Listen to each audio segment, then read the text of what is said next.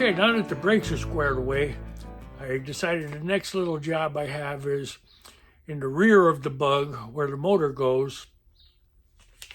I have the new channel for the body seal to motor. And I had a couple rotted pieces, so I have to cut them out and replace it. This is the seal. So let me measure and cut a couple pieces out, and we'll prep the area and start welding these in. One side I need 13.5.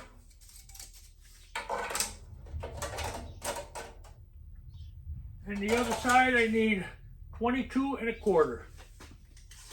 Let me get them marked off and cut. Well, I don't know if you can see the little punch marks. I think you can. But I marked them every maybe 2 inches. And now I'm going to drill them out so when I spot weld, that'll be where I spot weld.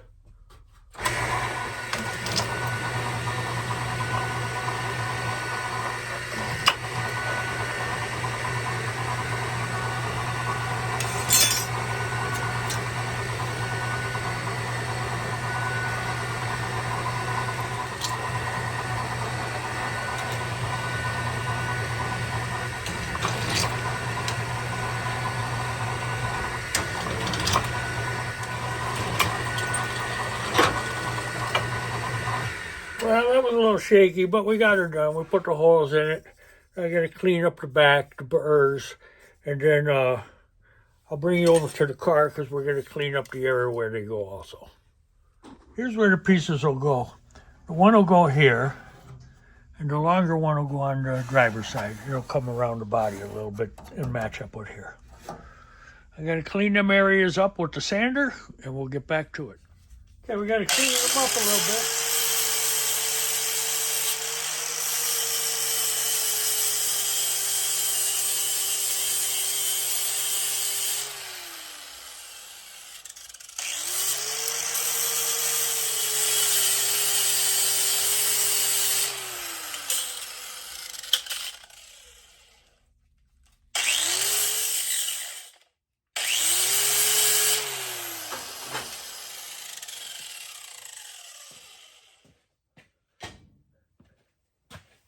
Okay, now I gotta clean up the bug.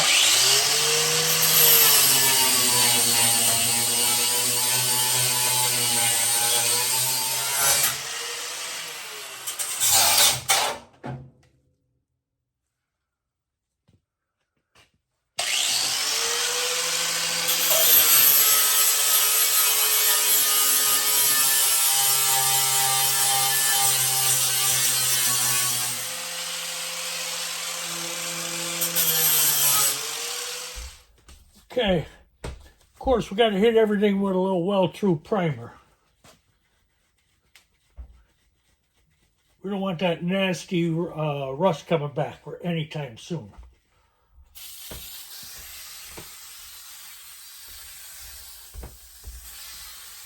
A light coat.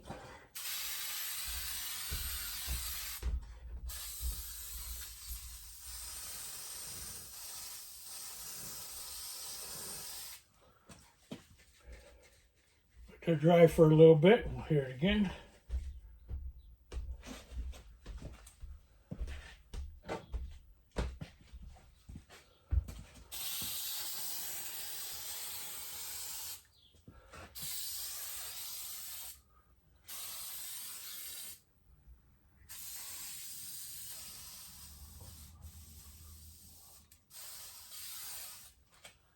All right, we'll let that dry and then we'll weld them in. Okay, there's the piece. I'm going to weld it in. I'm going to hit them spots that the holes are drilled in. That channel will be in place. Oh, I better clean my gun first.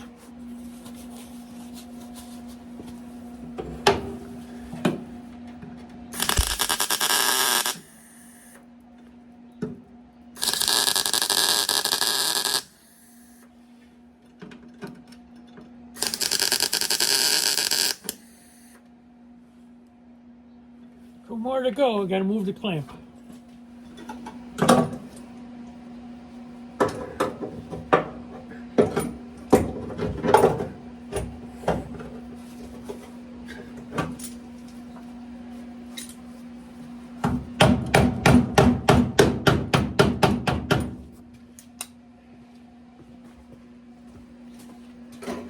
Can't get the clamp on there, but it looks tight enough.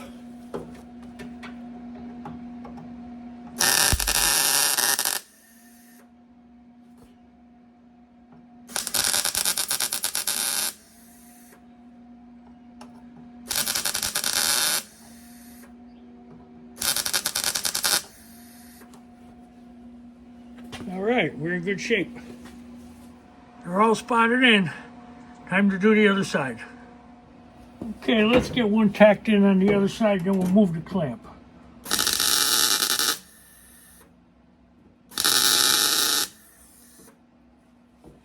All right.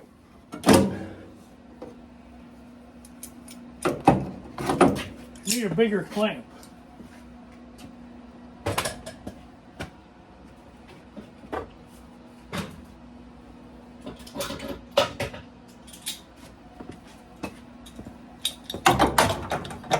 Perfect.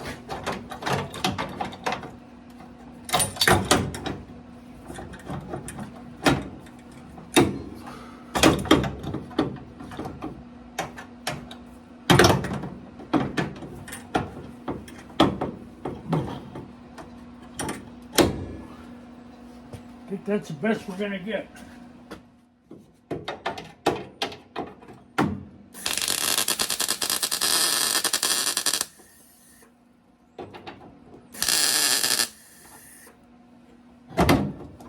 Okay, we don't need the clamp no more.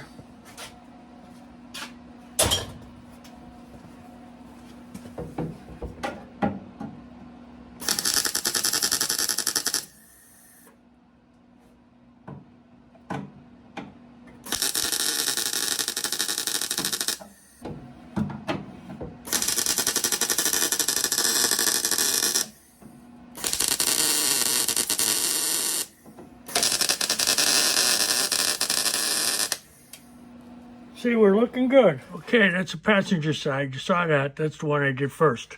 Now I'll show you the other side. This one I had to go a little longer, but there it is, tacked in. Next thing is I got to paint it. First, we're going to use a little rust stop from Ace.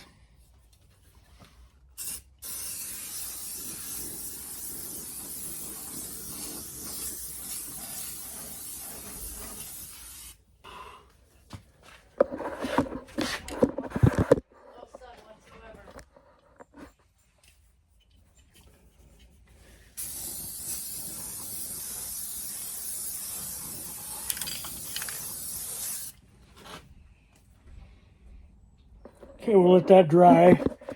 We'll hit it with some paint. Okay, now the rust preventative is dry. We'll hit it with a little black.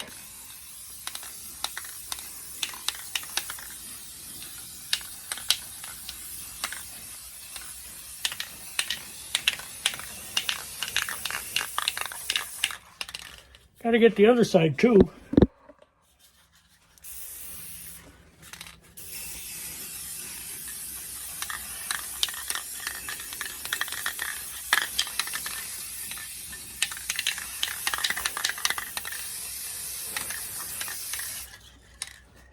Okay, we're in good shape. Just enough paint.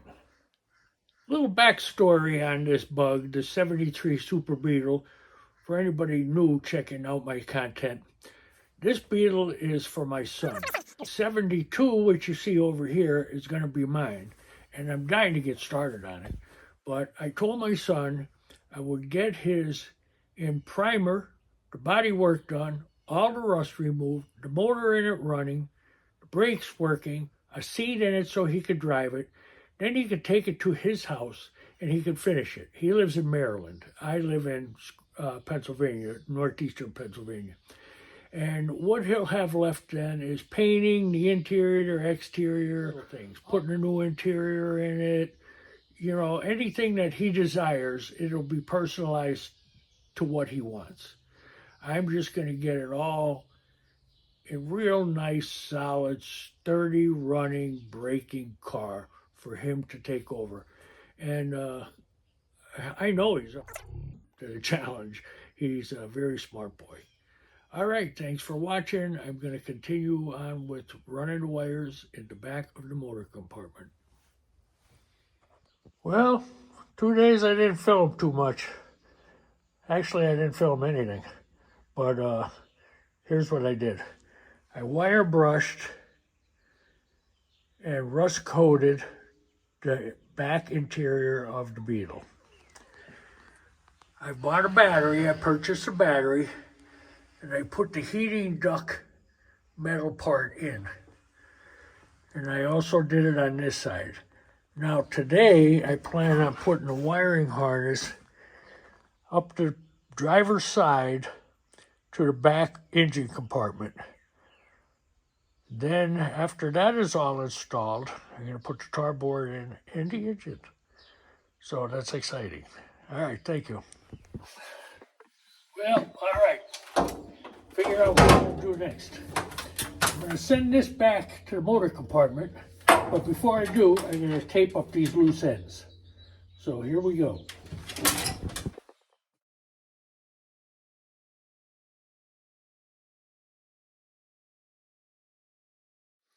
Well, I screwed that time lapse up. It was the first time I've tried that, and I liked it, but I forgot to push the button.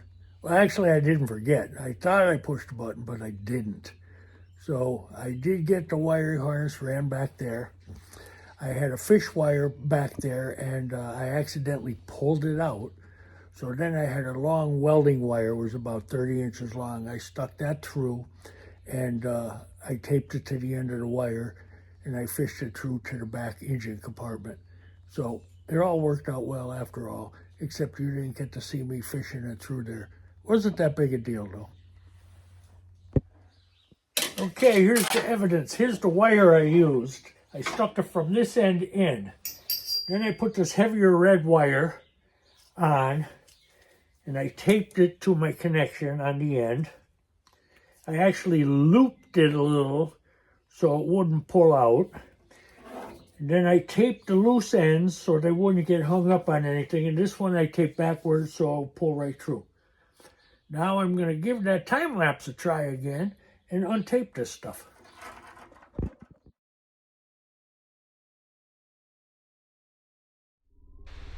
As you can see from this paperwork, I got this from J-Bugs, and their directions for installing this wiring harness is so easy to follow that you can have a small child do it. Everything's color-coded, there's beautiful pictures, there's paragraphs for people who like to read instructions, and pictures for people like myself who like to just kind of try to figure it out.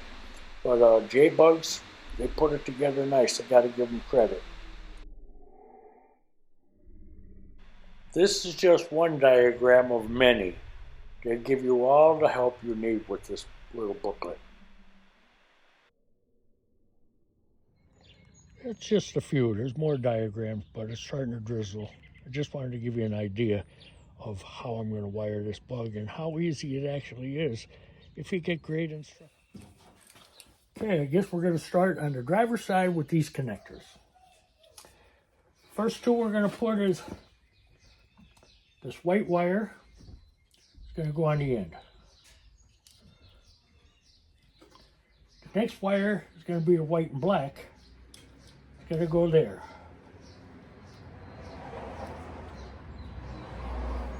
The opposite for the driver's side tail light is going to be the white to the white. Here, my dog. He's a good watchdog. Now the black goes to the black.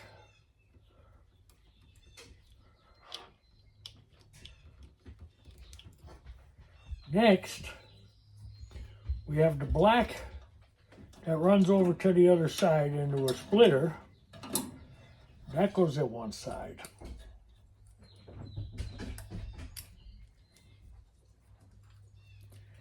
And the other side of that black goes to the blue on the turn signal, on the rear lights.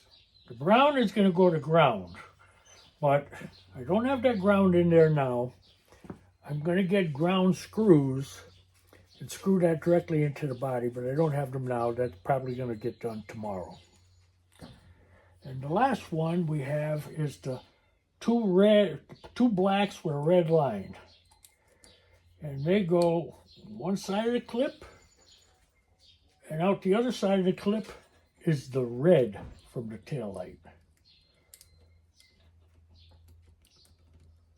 Okay, now to make sure they're all secure, I have a little flathead screwdriver. I'm going to push them in as far as they go. I'm going to do all one side first.